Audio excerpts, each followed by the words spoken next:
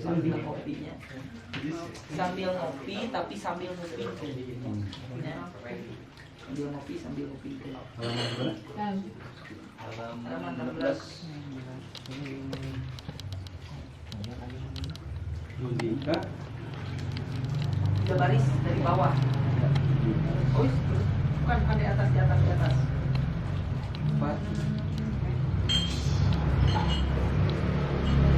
Raya Pak.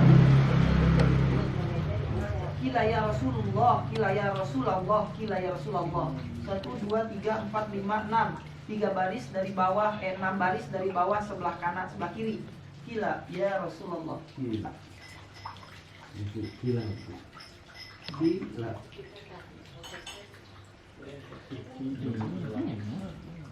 Gila. Kayak gitu. Oh, ya Allah.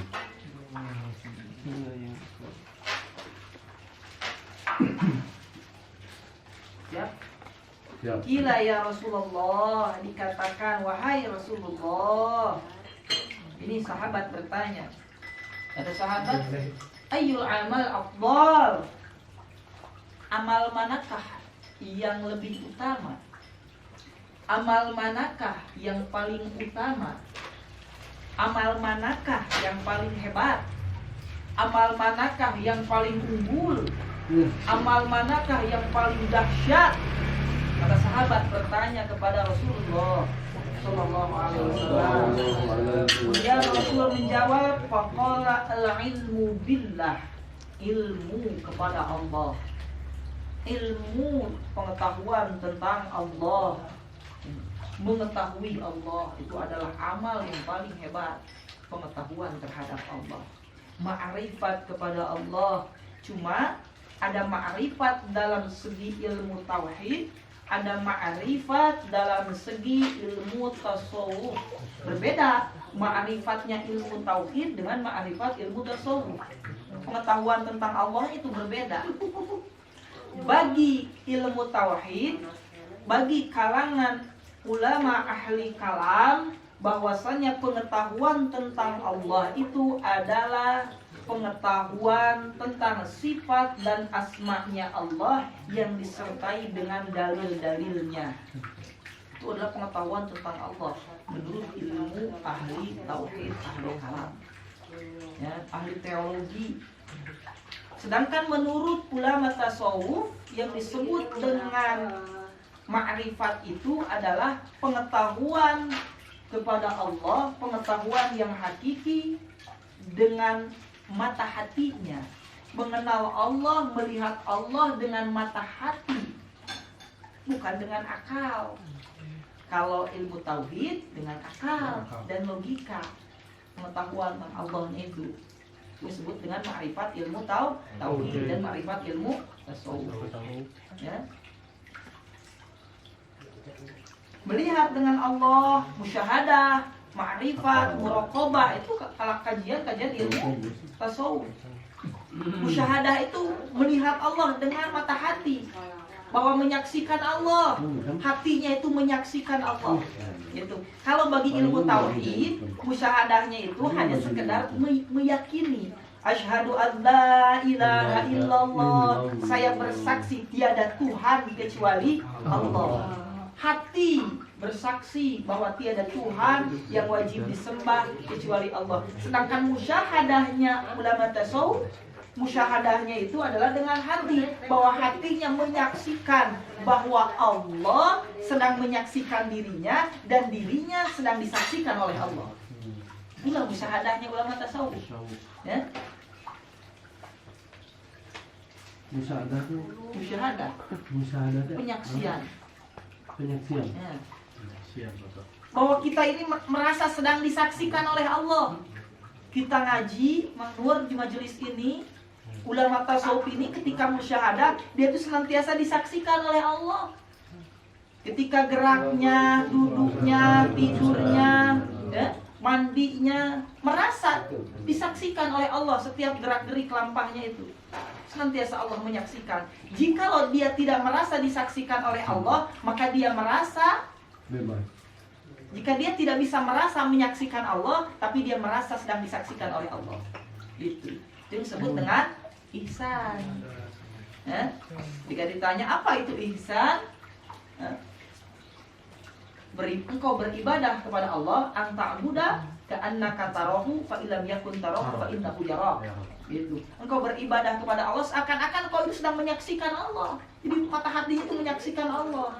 Tapi jika engkau tidak bisa menyaksikan Allah dengan mata hati, dengan mata basirahmu, maka saksikanlah bahwasanya engkau sedang merasa dilihat atau disaksikan oleh Allah. Disebut dengan musyahadah. Tapi kalau musyahadahnya mutawid, hanya sekedar bersaksi dengan keyakinan, itu mata hatinya tidak musyahadah, tidak melihat. Itu perbedaannya. Jadi karena ilmu tasawuf itu lebih ke arah tingkah dan perilaku. Kalau ulama ahli tauhid lebih ke arah hati dan pikiran, gitu ya. Terus Itu pikiran sama tasawuf. tingkah perilaku, Tingkah. ya, perilaku. Ihsan. Perilaku hatinya juga sama. Ulama tasawuf lebih menjaga hati, gitu kan. Hatinya itu lebih terus ingat kepada Allah. Hatinya itu lebih terus tidak pernah lupa kepada Allah. Ya.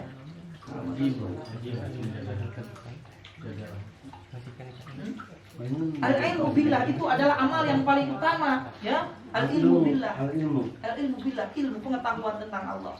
Karena bagaimana kita bisa beribadah kalau kita tidak mengenal Allah?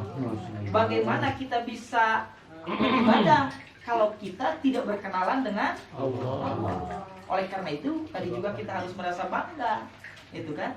Kalau Allah sedang memperkenalkan dirinya kepada kita. Ya.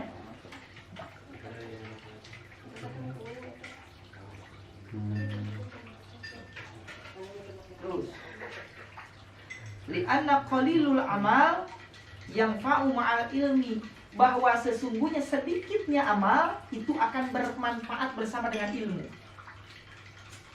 Li'anna qalilal amal yanfa'u ma'al ilmi, bahwa sesungguhnya sedikitnya amal itu akan bermanfaat jika disertai dengan ilmu. Amal yang sedikit akan bermanfaat jika disertai dengan ilmu. Apapun itu amal, kalau disertai dengan ilmu, amal itu akan bermanfaat. Apalagi amal yang besar. Contoh. Ada satu orang yang bersedekah. Yang pertama, seseorang tersebut sedekahnya itu 10.000. Satu orang lagi, si B, bersedekah sebesar 100.000. Masya Allah. Besar mana pahalanya?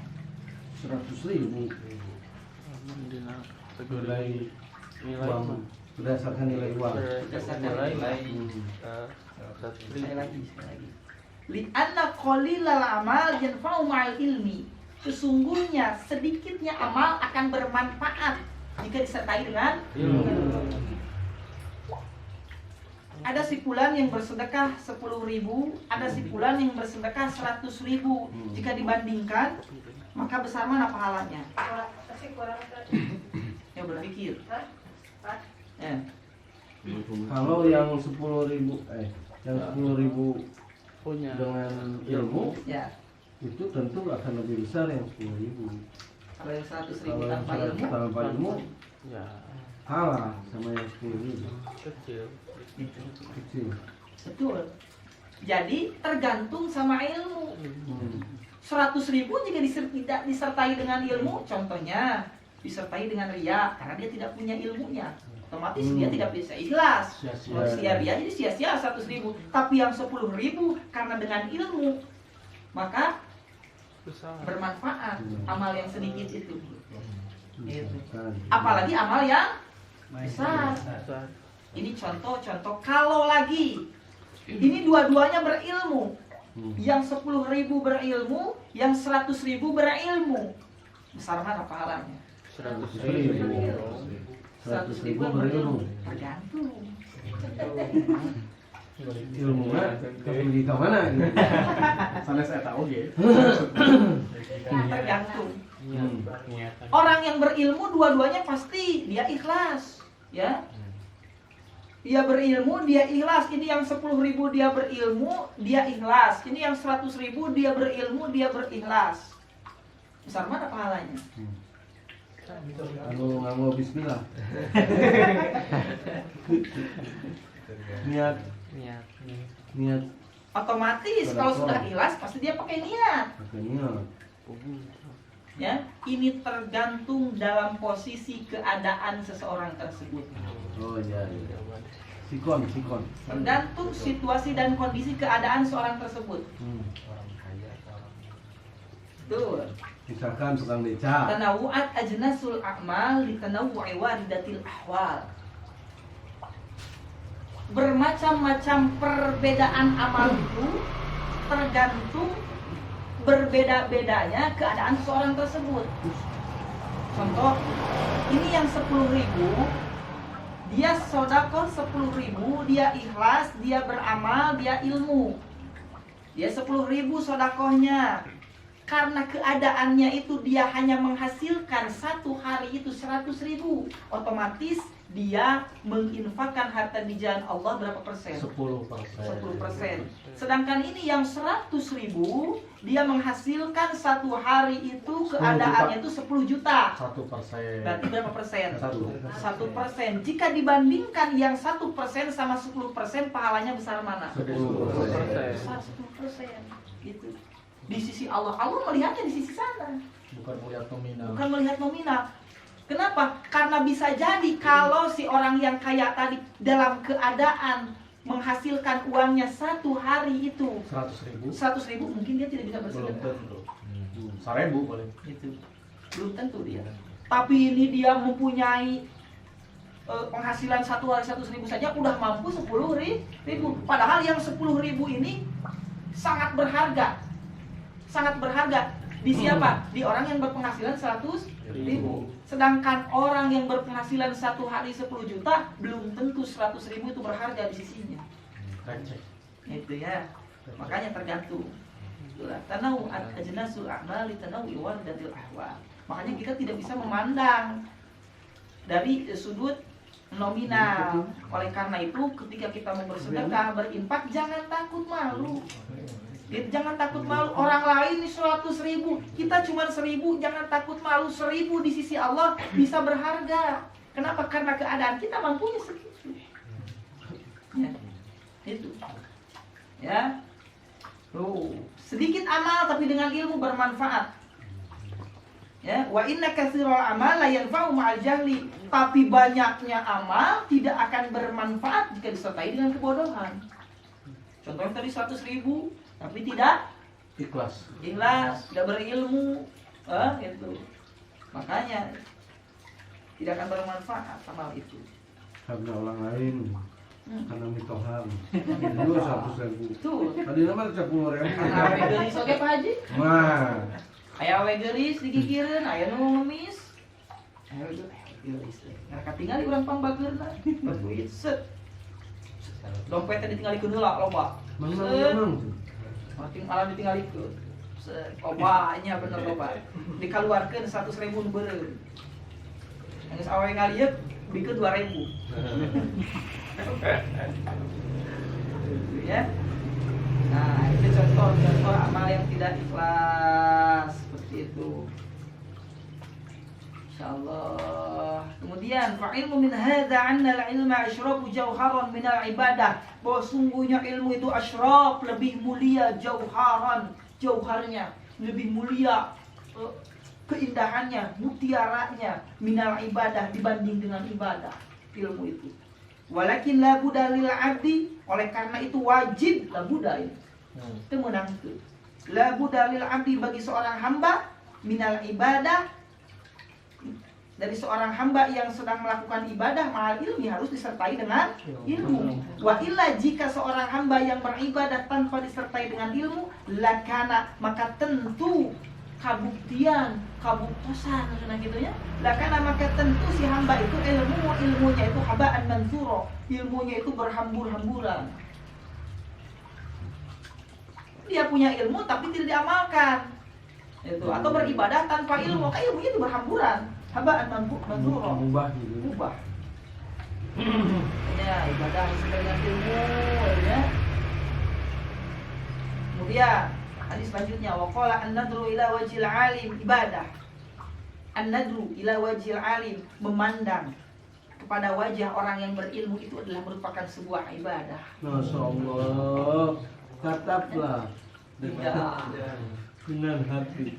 Alhamdulillah, majelis Qur'an semuanya wajahnya itu cerah. Amin. Amin. Wajahnya itu adalah wajah penuh dengan keindahan, ya. Enak dipandang, menjadi Penuh qurrata dengan ayun, mutiara. penuh dengan mutiara. Amin. Dan ketika wajahnya itu memancarkan cahaya keindahan, memancarkan cahaya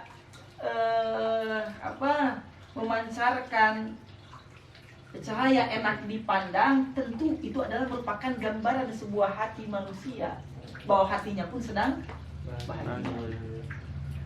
Kata Syekh Ibnu Athaillah, mastudi'a fi ghaibis sarair, bahwasanya apa-apa yang tersimpan dalam kegaiban rahasia, dhahara fi syahadati zawahir, maka akan nampak dalam penyaksian lahiriah.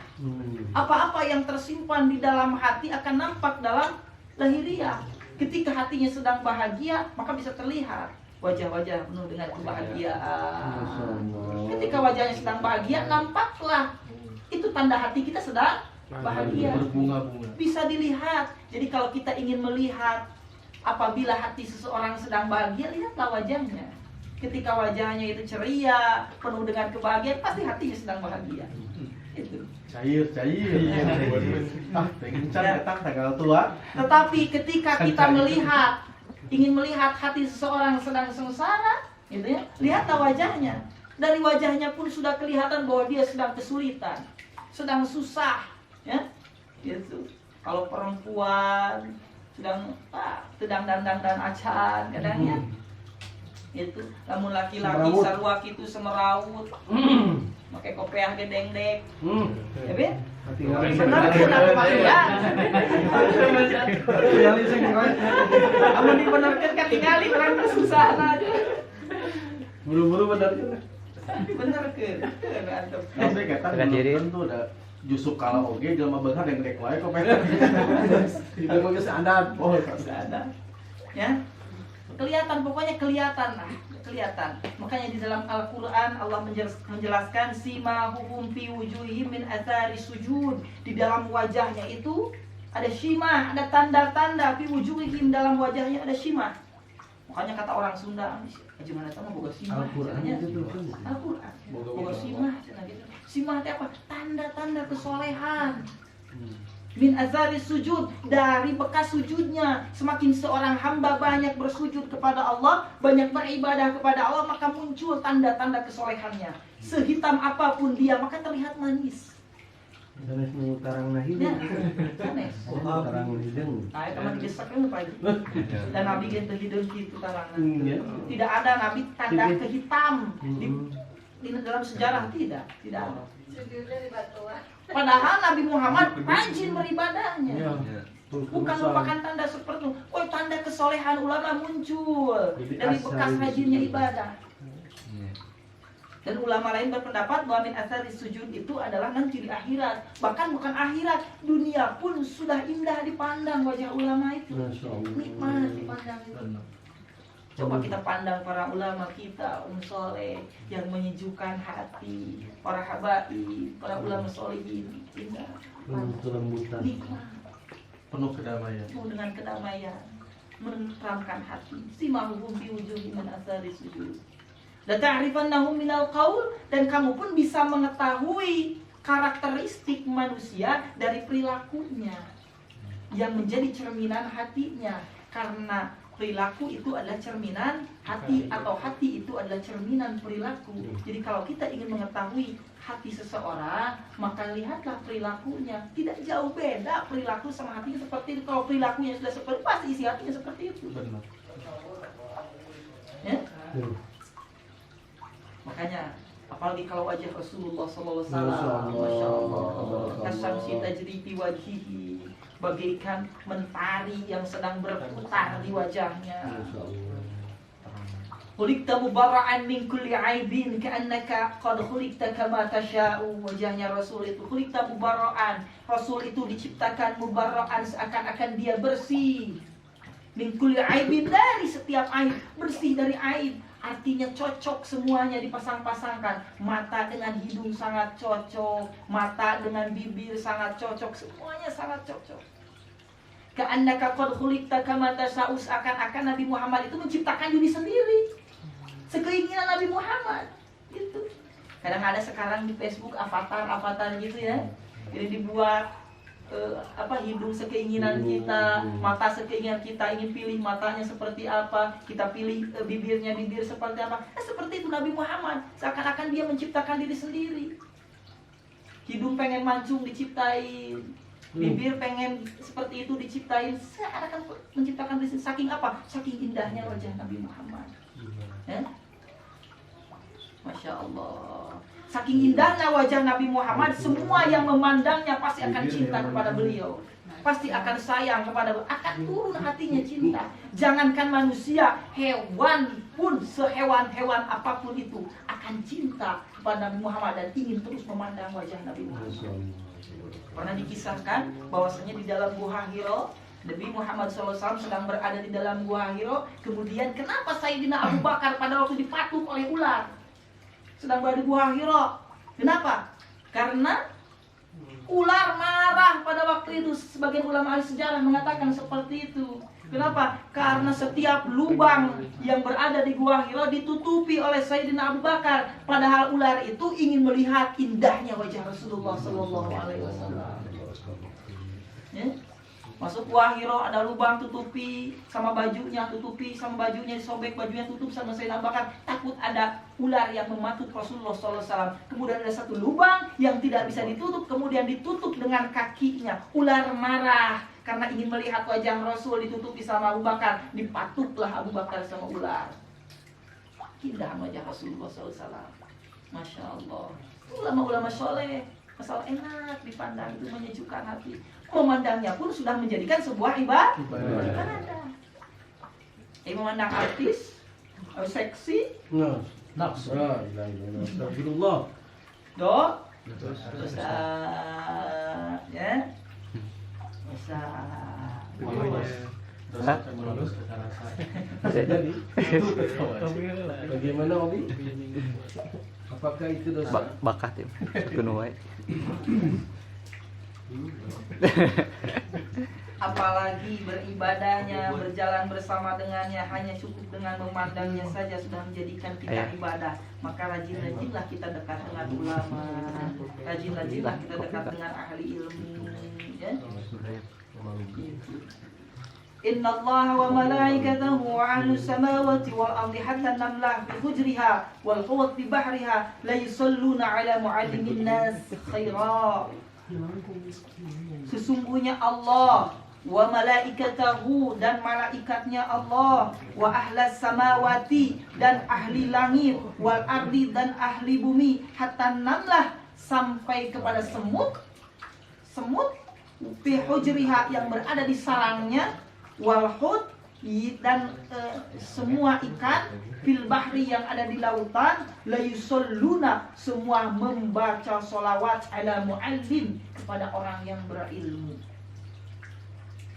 muallimin nas khaira, muallim, orang berilmu di antara manusia. Ya, makanya kalau kita punya ilmu, seluruh ikan yang berada di lautan